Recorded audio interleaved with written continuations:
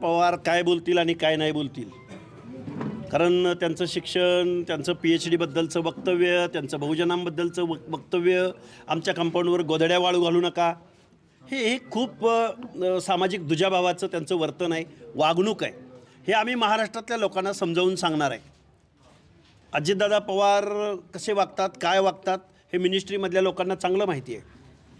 हे बघा, कालच्या अधिवेशनामध्ये पार्थ पवारांच्या विरोधामध्ये 366 आमदारांनी एक अवाक्षर काढला नाही.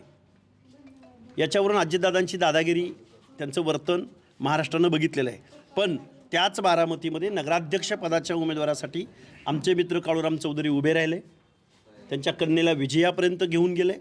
त्याचबरोबर आणखीन 5-6 उमेदवार निवडून आलेले आहेत तिथं. मग त्या आमच्या भगिनी सातकर असतील, आमचे मित्र पोटेसाहेब असतील, परत वैशाली बनकर, मनीषा बनकर निवडून आलेले आहेत. इंगवले निवडून आलेले आहेत. निलेशप्पा इंगोले निवडून आलेले आहेत. त्यामुळं विरोधकांची भूमिका निभावण्यात कमी पडतायत असं आम्हाला वाटतं आहे.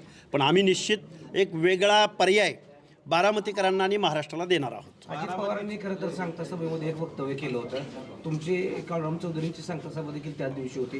अजित पवार असं म्हटलं होते की बाहेरची लोक येतील, बोलतील आणि निघून जातील, मात्र 12 महिने इथल्या लोकांना माझ्याशीच जुळतं करून घ्यायचं आहे. आणि आज खरं तर काल धक्कादायक निकाल अजित पवारांना बसलेला आहे, धक्का बसलेला आहे. कसं बघताय? दादांना आम्ही हे सांगू, तुम्ही याल आणि AC गाडीमधून मुंबईला जाल, पण इथल्या सर्वसामान्य माणसांच्या प्रश्नासाठी रात्रंदिवस 24 तास अवेलेबल आहेत ते आमचे काळूरामजी चौधरी आहेत.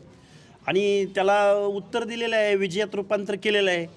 महाराष्ट्राच्या उपमुख्यमंत्र्याला, अर्थमंत्र्याला, काळूरामजी चौधरींनासुद्धा आम्ही विजयी करू शकतो हे इथल्या जनतेनं दाखवून दिलेलं आहे. त्यामुळे दादा, तुम्हाला इथली लोक विरोध करत नाहीत. तुमच्या धनसत्तेसमोर आणि पैशासमोर इथले विरोधक शेपूट घालतात. मी डायरेक्ट आरोप करतोय त्यांच्यावर. पण लढणारा माणूस असेल तर बारामतीकरसुद्धा त्याला विजयापर्यंत घेऊन जातात, हे या विजयानं दाखवून दिलेलं आहे.